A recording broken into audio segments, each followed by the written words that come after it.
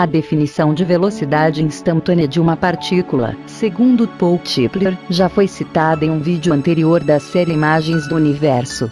É sempre útil abstrair-se sobre o tema, tendo o respaldo da ciência.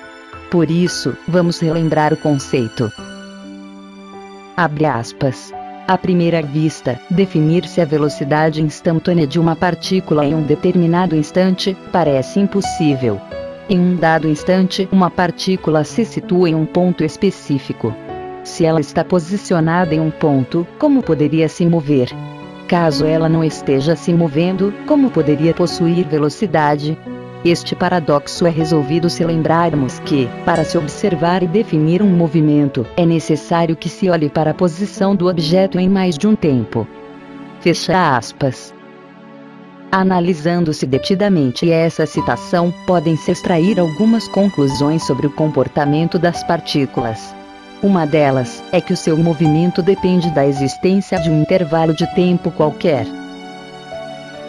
Sem tempo, elas permaneceriam estáticas, e não poderiam ter a sua presença revelada. Quando você pensa em uma partícula como um elétron, ela jamais será registrada no seu estado estacionário, que, em última análise, seria o seu estado natural. É que precisamos iluminar o elétron para que ele possa entrar em movimento relativo, e assim, ter a sua presença revelada. A energia do fóton, utilizado para avaliar se a posição ou a velocidade da partícula, é puramente cinética. Isto é, o fóton nunca está parado. Quando você ilumina um elétron, a luz perturba a sua posição ou a sua velocidade, de forma excludente, gerando incerteza. Isso cria um princípio de exclusão de acesso direto à partícula. Mesmo que ela esteja imóvel no plano real do universo, você somente poderá vê-la quando ela estiver em movimento contínuo. Por exemplo, quando um quantum se choca com um elétron livre de uma placa de metal, ambos aparecem simultaneamente. Até hoje não se conseguiu medir qualquer intervalo de tempo que os pudesse separar. Tanto que quando a partícula pode ser observada pela luz que ela espalha, ela é chamada de fotoelétron. Não por acaso, o fóton é descrito como sendo uma partícula de massa de repouso nula, pois a sua energia é puramente cinética. Como a partícula em movimento não pode ser dissociada da luz que ela emite ou reflete, o espaço que envolve a partícula passa também a ser descrito de forma indireta.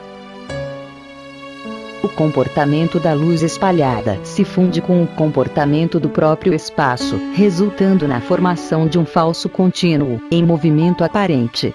Isso nos teria levado a comparar o comportamento do espaço com o de uma tira elástica, ou com o de uma mola, modelos que normalmente são utilizados para se descrever o movimento harmônico simples, executado pela luz. Precisaríamos ter em mente que, para nós, uma partícula somente existe enquanto iluminada. É isso que permite que ela seja avistada indiretamente e em movimento contínuo. Também permite explicar como uma mesma partícula poderia estar em mais de um lugar ao mesmo tempo. Toda partícula iluminada teria uma companheira escura, que no caso, seria ela mesma. A necessária iluminação da partícula esconderia sua verdadeira condição de ser estacionária e atemporal na sua origem. Como o espaço ficaria fora do processo, o movimento aparente está na dependência do tempo. Isto é, o movimento relativo da partícula seria no tempo e não no espaço. A interpretação de Copenhague teria consagrado o ponto de vista do observador. Segundo Bohr, a realidade quântica permaneceria obscura, até que ela fosse finalmente observada.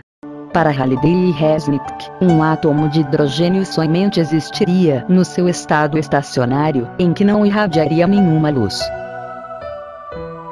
Note-se que esse problema poderia estar ligado à nossa dependência em relação à iluminação da partícula, e da existência de um módulo qualquer de tempo que se pudesse medir, indiretamente, pela utilização da velocidade limitada da luz. Para que a partícula pudesse entrar em movimento, seria preciso conhecer-se a posição que ela ocuparia em mais de um tempo. Isto é, o movimento relativo da partícula iluminada dependeria, em última análise, da nossa memória temporal. Como a quantização ou o empacotamento da luz não demandaria nenhum módulo de tempo que se pudesse medir diretamente, isso atribuiria características de descontinuidade para o espaço-tempo, caso, como tudo indica, ele fosse descrito indiretamente pela luz. Isso aconteceria com o brilho de todas as estrelas que observamos à noite. É muito difícil, para nós, concebermos a possibilidade de que a nossa memória pudesse atuar de forma descontínua. Parece coisa de ficção científica. Essa confusão entre o comportamento da luz e o do espaço foi criada pelo surgimento da mecânica quântica e do seu princípio da incerteza. As pessoas não se dão conta dos desdobramentos da hipótese quântica e continuam tocando a sua vida normalmente. Tudo parece muito distante, acontecendo num mundo microscópico, que parece estar dissociado da realidade física que observamos. Acredita-se que as leis, que atuariam no universo microscópico, não seriam aplicáveis na escala astronômica. No entanto, quando se trata do nosso ponto de vista, as infinidades se tornam iguais em todos os níveis da matéria. A nossa observação faz com que o mundo subatômico e o da macroestrutura se tornem uma coisa só, pois, para serem observados, esses dois níveis da matéria dependeriam da mesma forma de rastreamento remoto da luz. O seu telescópio não serviria para nada, se a luz das estrelas distantes já não estivesse ao seu dispor, junto ao seu posto de observação. O mesmo aconteceria com a observação dos elétrons. Como, nos dois casos, o observador depende do espalhamento local da luz, não importaria o módulo de tempo que essa luz pudesse ter necessitado para percorrer o espaço, em um momento anterior ao seu espalhamento. Acredita-se que para o ponto de vista de alguém que se deslocasse na velocidade da luz, o tempo deveria parar. Isto é, esse tempo tenderia a zero quando o deslocamento da luz tendesse a ser instantâneo. Não se sabe se isso ocorreria também na escala astronômica, mas, no caso das partículas subatômicas, ocorreria o inverso. Elas tenderiam à imobilidade quando o tempo tendesse a zero. A instantaneidade da luz seria ditada pelo tempo, e não pela sua velocidade no espaço. Mesmo que essa tendência subatômica de contração do tempo permaneça suspensa ao infinito, visando preservar o princípio da incerteza, fica claro que a velocidade da luz teria sido incubada naquele nível da matéria, e muito antes da manifestação do tempo. Ela faria parte de um pacote de informações, aberto fora do seu próprio tempo. Isso condiz com a necessária fase atemporal de quantização da luz. Para que a nossa memória fosse preservada, assim como a incerteza da posição da partícula, o tempo jamais poderia se contrair até o zero absoluto. Os seus limites mínimos mensuráveis, no caso, iriam estabelecer uma barreira intransponível para o operador do sistema quântico. Para lá dessa barreira não haveria tempo mensurável, nem movimento. Ali, o universo se tornaria virtualmente estacionário. A quantização da energia, ou o seu empacotamento, atuaria de forma semelhante. Isto é, ela também criaria uma barreira para a atuação da nossa memória, pois a formação do quantum não demanda tempo mensurável. Sem tempo, não existe memória. As partículas subatômicas deixam de existir fora do tempo, por não poderem ser lembradas. Deve haver muitas delas nestas condições, pois, embora estejam lá, não dispomos de comprimentos de ondas suficientemente curtos para iluminá-las e revelar as posições que elas ocupariam em mais de um tempo. Com a exclusão do registro direto dessa fase de formação do fóton de luz, que será posteriormente espalhado pela partícula, o operador do sistema quântico verá a partícula sendo substituída pela sua imagem, então deslocada no tempo.